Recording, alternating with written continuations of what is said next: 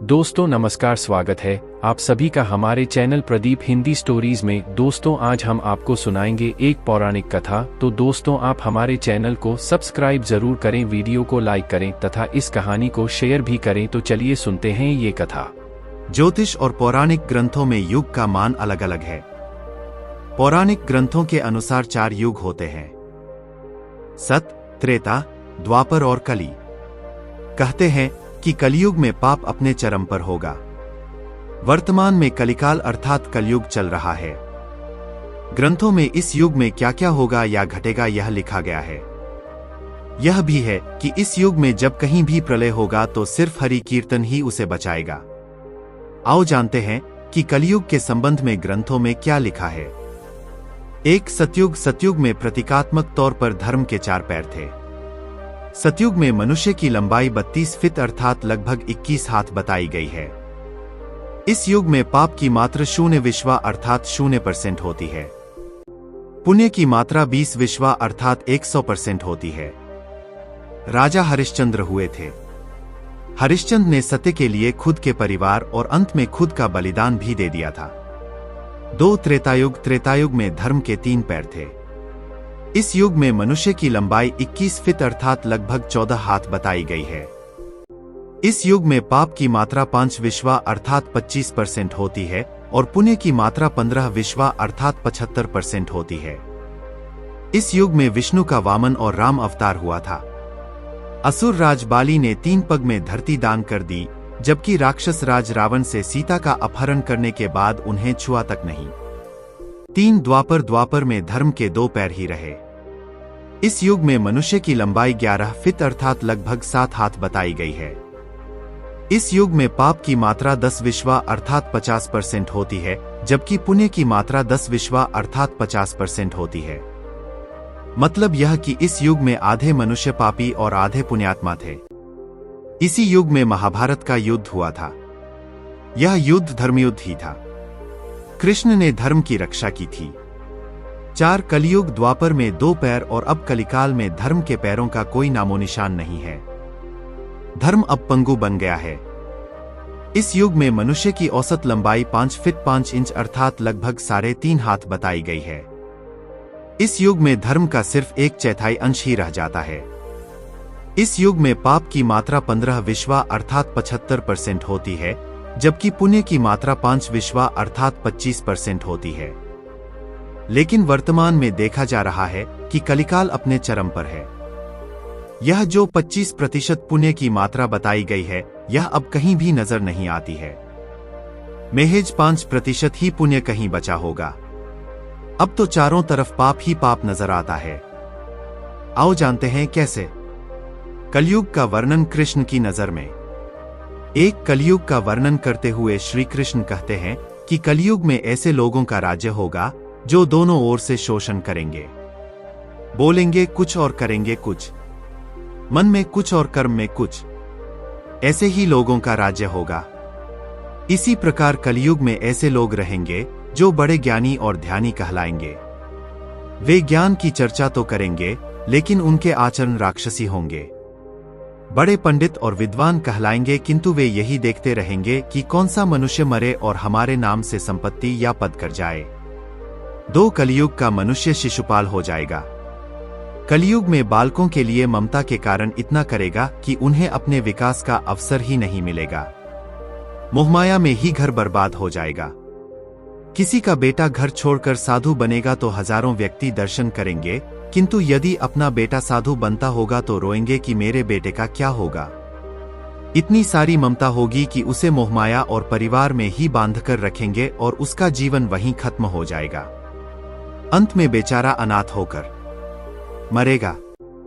3 कलयुग में धनाढ्य लोग लड़के लड़की के विवाह में, मकान के उत्सव में, छोटे बड़े उत्सवों में तो लाखों रुपए खर्च कर देंगे, परंतु पड़ोस में ही यदि कोई भूखा प्यासा होगा तो यह नहीं देखेंगे कि उसका पेट भरा है या नहीं।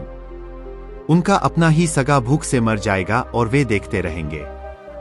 दूसरी ओर मौज, मदिरा, मांसभक्षण, सुंदरता और व्यसन में पैसे उड़ा देंगे, किंतु किसी के 2 आंसू पोंछने में उनकी रुचि न होगी। 4 कलयुग में मानव का मन नीचे गिरेगा, उसका जीवन पतित होगा। यह पतित जीवन धन की शिलाओं से नहीं रुकेगा, नहीं सत्ता के वृक्षों से रुकेगा, किंतु हरि नाम के एक छोटे से पौधे से, हरि कीर्तन के एक छोटे से पौधे से मनुष्य जीवन का पतन होना रुक जाएगा। कलियुग का वर्णन पुराणों में लिखा है कि जो व्यक्ति संगठन या समाज वेद विरुद्ध आचरण कर भारत की धार्मिक और सांस्कृतिक एकता को खंडित करेगा, उसका आने वाले समय में समूल नाश हो जाएगा।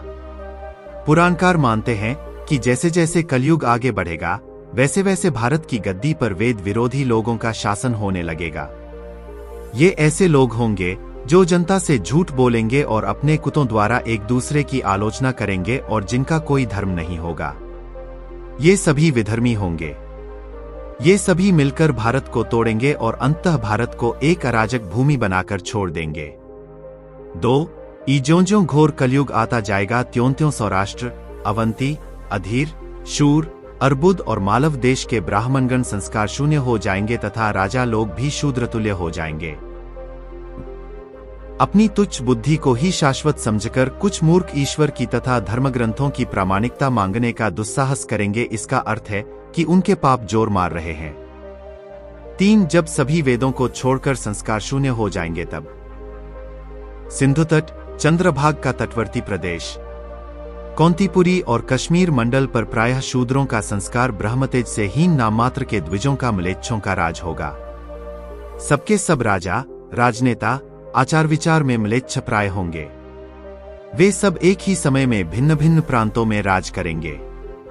ये सबके सब परले सिरे के झूठे, अधार्मिक और स्वल्प दान करने वाले होंगे। छोटी बातों को लेकर ही ये क्रोध के मारे आगबबूला हो जाएंगे। ये दुष्ट लोग स्त्री, बच्चों, गौ और ब्राह्मणों को मारने में भी नहीं हिचकेंगे। दूसरे की स्त्री और धन हथिया लेने में ये सदा उत्सुक रहेंगे। न तो इन्हें बढ़ते देर लगेगी और न घटते। इनकी शक्ति और आयु थोड़ी होगी। राजा के वेश में ये म्लेच्छ ही होंगे। 4. वे लूट खसोट कर अपनी प्रजा का खून चूसेंगे। जब ऐसा शासन होगा तो देश की प्रजा में भी वैसा ही स्वभाव, आचरण, भाषण की वृद्धि हो जाएगी। राजा लोग तो उनका शोषण करेंगे ही, आपस में वे भी एक दूसरे को उत्पीड़ित करेंगे और अंततः सबके सब नष्ट हो जाएंगे।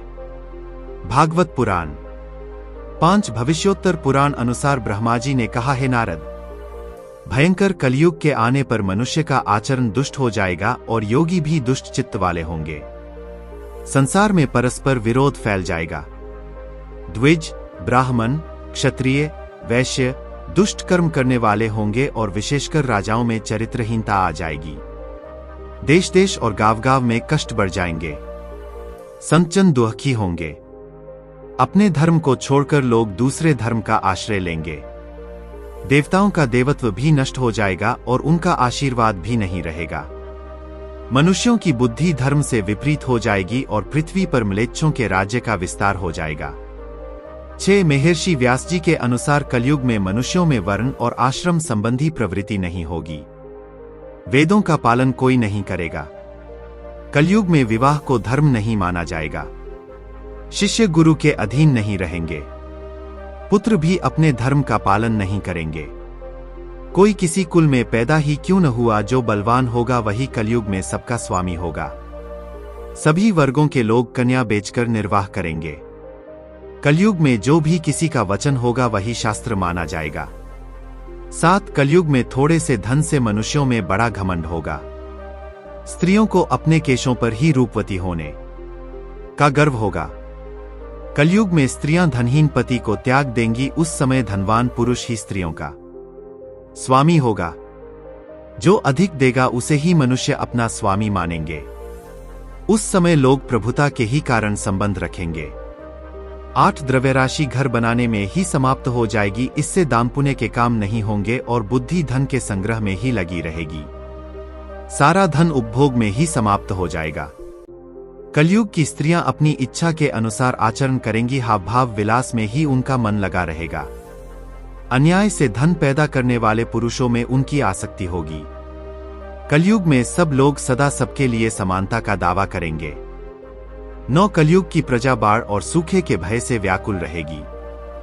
सबके नेत्र आकाश की ओर लगे रहेंगे।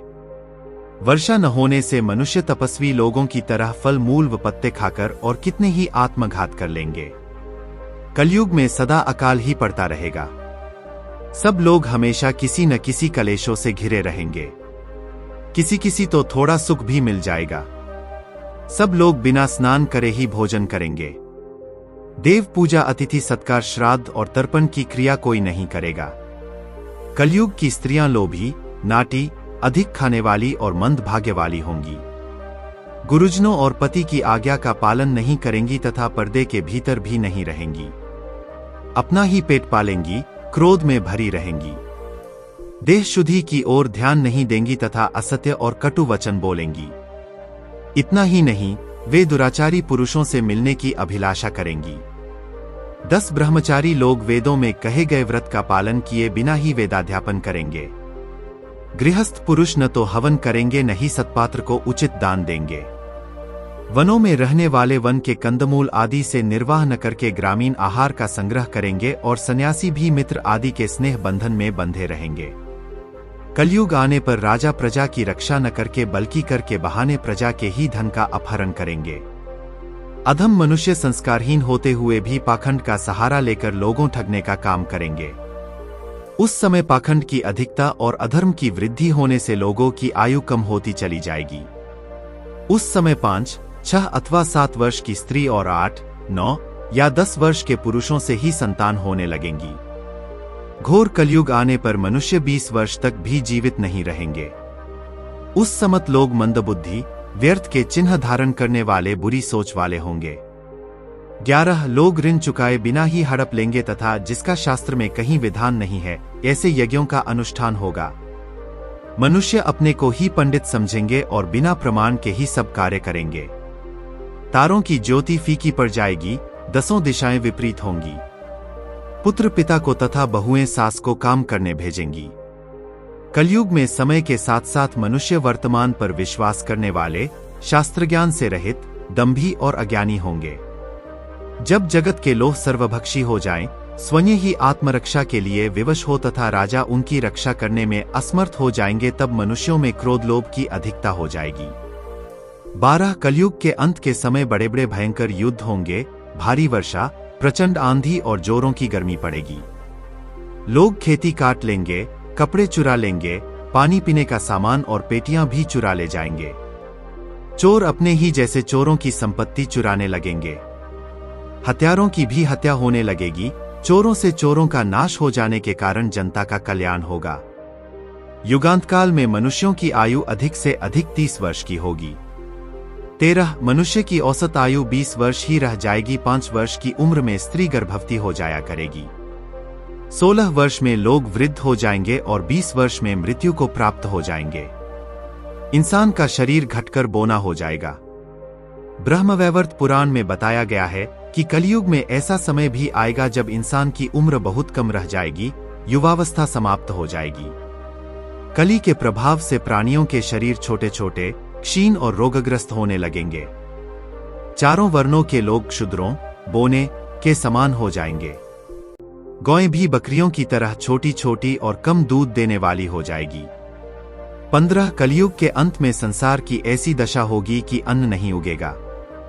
लोग मछली मांस ही खाएंगे और भेड़ व बकरियों का दूध पिएंगे। गाय तो दिखना भी बंद हो जाएगी, होगी तो वह बकरी समान होगी। एक समय ऐसा आएगा जब जमीन से अन्न उपजना बंद हो जाएगा, पेड़ों पर फल नहीं लगेंगे। धीरे धीरे ये सारी चीजें विलुप्त हो जाएंगी।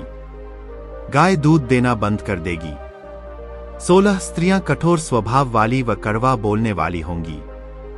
वे पति की आज्ञा नहीं मानेंगी। जिसके पास धन होगा उसी के पास स्त्रियां रहेगी। मनुष्यों का स्वभाव गधों जैसा दुस्सह, केवल गृहस्थी का भार ढोने वाला रह जाएगा। लोग विषी हो जाएंगे। धर्म कर्म का लोप हो जाएगा। मनुष्य जपरहित, नास्तिक व चोर हो जाएंगे। सभी एक दूसरे को लूटने में रहेंगे। कलयुग में समाज हिंसक हो जाएगा। जो लोग बलवान होंगे उनका ही राज चलेगा। मानवता नष्ट हो जाएगी। रिश्ते खत्म हो जाएंगे। एक भाई दूसरे भाई का ही शत्रु हो जाएगा। जुआ, शराब, परस्त्रिगमन और हिंसा ही धर्म होगा। पुत्रः पितृवधम कृत्वा पिता पुत्रवधं तथा निरुद्वेगो वृहद्वादी न निंदामुपल्प्स्यते म्लेच्छीभूतं जगत् सर्व भविष्यति न संशयः हस्तो हस्तं परिमुषेद युगान्ते समुपस्थिते। 17 पुत्र पिता का और पिता पुत्र का वध करके भी उद्विग्न नहीं होंगे। अपनी प्रशंसा के लिए लोग बड़ी बड़ी बातें बनाएंगे, किंतु समाज में उनकी निंदा नहीं होगी। उस समय सारा जगत म्लेच्छ हो जाएगा, इसमें संशय नहीं। एक हाथ दूसरे हाथ को लूटेगा। कलियुग में लोग शास्त्रों से विमुख हो जाएंगे। अनैतिक साहित्य ही लोगों की पसंद हो जाएगा।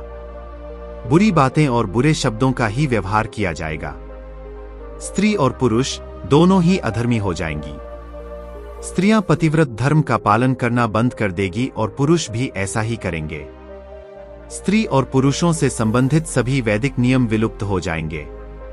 अंत में इस घोर कलिकाल से बचने का एकमात्र तरीका यह है कि व्यक्ति को वेदों की ओर लौट आना चाहिए और हर समय हरि कीर्तन करके खुद को सुरक्षित रखना चाहिए। जो व्यक्ति धर्म से विमुख होकर रहेगा, वह कहीं भी कभी भी अकाल मौत को प्राप्त होगा या हर समय दुखी और संकटों से ही घिरा रहेगा। तो मित्रों, कैसी लगी ये कहानी कमेंट करके बताइए। साथ में चैनल को भी सब्सक्राइब करें, लाइक करें तथा अपने मित्रों के साथ शेयर भी करें। धन्यवाद।